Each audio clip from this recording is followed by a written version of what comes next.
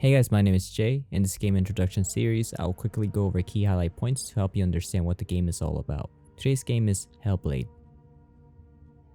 Feel free to skip to whichever sections of the videos as shown on the timestamps in the video description. Keep in mind I've tried to make this introduction as spoiler free as possible so that you guys can enjoy the video as much as possible.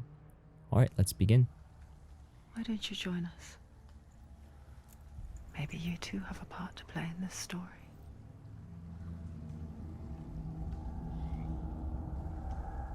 Hellblade is a single-player, dark action-adventure released for PS4, Windows, Nintendo Switch, and Xbox One. It is rated M for mature and costs $25 to $30 as of when this video was written. And finally, the average gameplay time is 7 hours if played casually and 9 hours if 100% completion. And here is a quick summary.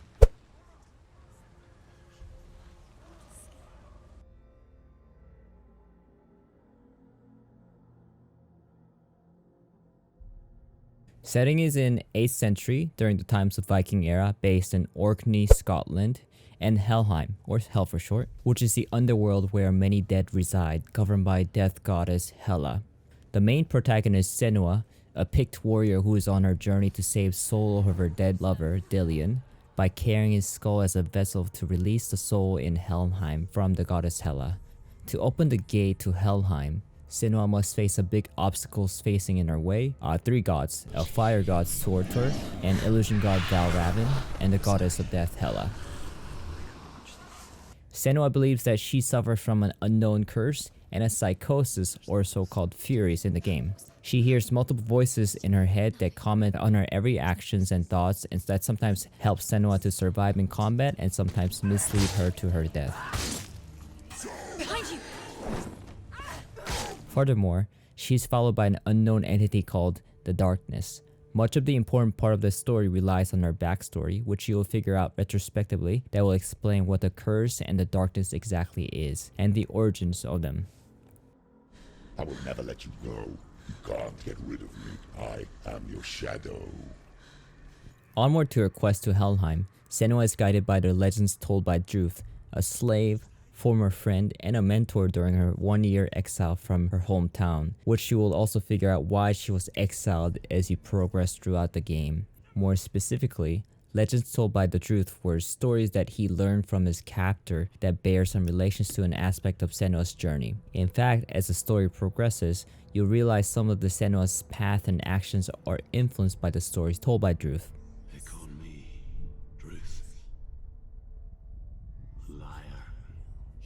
An old fool. From here on out, I'll let you guys figure out the main part of the story, or do check out my Let's Play series of this game to see how the story unfolds.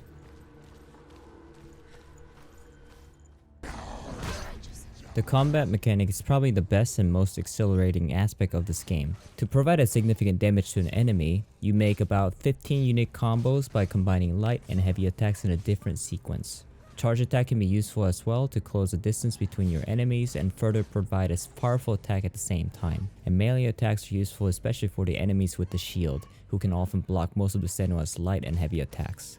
Senua can also release her charge focus to stun enemies on the screen, slow down time during the combat, and dispel shadows on enemy that cannot be hit otherwise by the normal attack. To gain full charge of 3 focus, Senua just needs to block, evade, and make successful attack. And using focus is a great way to beat enemies if you're having an especially difficult time. Senua can also block the attacks from the enemies. She will not take damage by blocking enemies' attack, but her blocks can be broken by enemies' heavy attacks, which will further make her stunned for a few seconds. You can, however, perform a perfect block just at the right time and it will cause the enemy to be stunned for a few seconds, enough for you to strike the pain. There's other ways to work around the heavy attacks, which is basically dodging.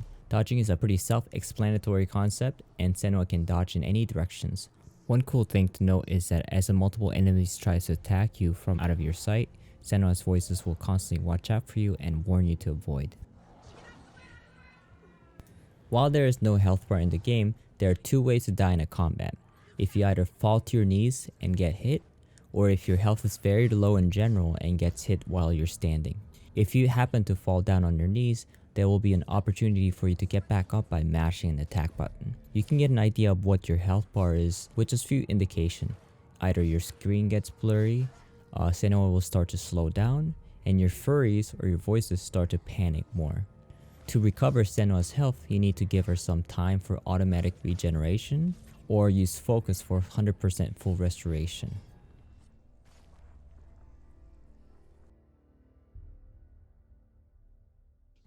There are two types of puzzle in this game. First is the rune puzzle, in which you must match the given symbol to the ones in Senua's world using our surrounding environment and objects. As you get closer to the location where you can find the symbol in question, many corresponding symbols will appear in bright orange, signaling you to be more observant. The other type of puzzle is matching the transparent pieces to align perfectly with the Senua's surrounding. Once you match and align the pieces to the appropriate place, you'll be able to use the pieces as your new surrounding environment. What are you afraid of, Senua? How will you save Dillion if you are too much of a coward to step into the shadows? They can't stop me. Then do it! Sometimes you will have to run from the darkness to the safe zone area depicted by the light. The game does a great job trying to intimidate you as you run towards the safe zone, making you a bit anxious and have to doubt whether you will make it in time. But you'll make it in time. The most unique mechanic about this game is the save system. Theoretically, as Senua dies more, the darkness mark on her arm will progress upward towards her head. When the darkness finally reaches her head, Senua will be consumed by the darkness and your save will be automatically deleted and you will have to start over from the beginning. Well, let me just say this. Those of you who think that they are really bad at the action game and this permadeath system is pressuring you to not to buy it, do reconsider again, because developers of this game probably most likely did not want to restrict this game only to those people who are really good at the action games and doesn't die often. Just saying. That's all I'm gonna say. Finally, there are collectibles. There are two types of these in the game: lore stones and hidden face of Senua's mother, Galena. As for the lore stones, there are a total of 44 of them, and as you interact with these stones, you'll hear Druths telling the story of Northmen that reflect a part of Senua's journey. If you collect all 44 in a single playthrough, this will unlock a secret cinematic towards the end of the game, which will help you explain Senua's story more. As for the Galena's faces, you will find her hidden faces in Senua's surroundings, and once focused, you'll be able to hear a memory of Galena speaking with Senua. Senua, you have the sight. Just like I do. Once you can see into the underworld. The game's difficulty is set to auto by default, which means that the game will constantly and automatically lower or increase the difficulty based on your gaming skills. However, you can manually set it to easy, normal, or hard.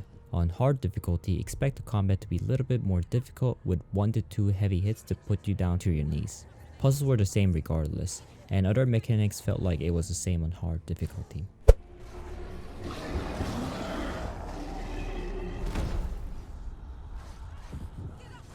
Get up, get up. I can't see. Oh my god, I died. How hard is the game? That's kind of hard to say because it depends on the player to player, but I would say for the most part, the majority of the players should be able to complete this game on easy or auto difficulty. My overall thoughts about this game was that I loved it. I would give about 9 out of 10 Viking hats. For the positive, it felt like a movie. It was very engaging storyline and speechless amazing depiction of psychosis and mental struggle, and it was one of the best action-packed combat system I've ever played.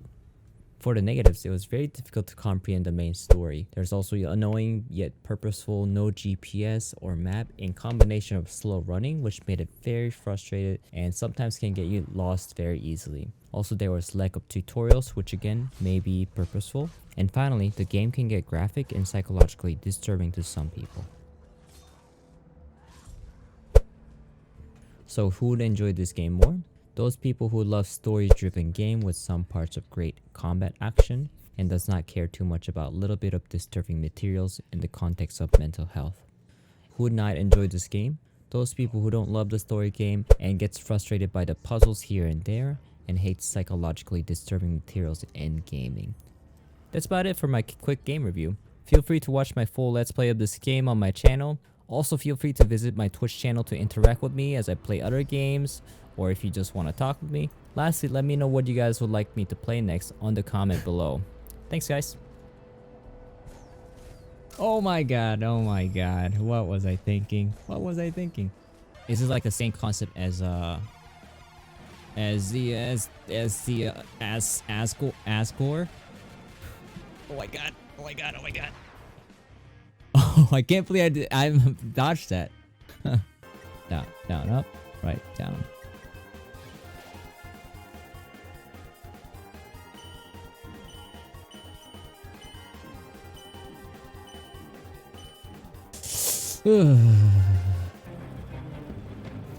Was I supposed to do that?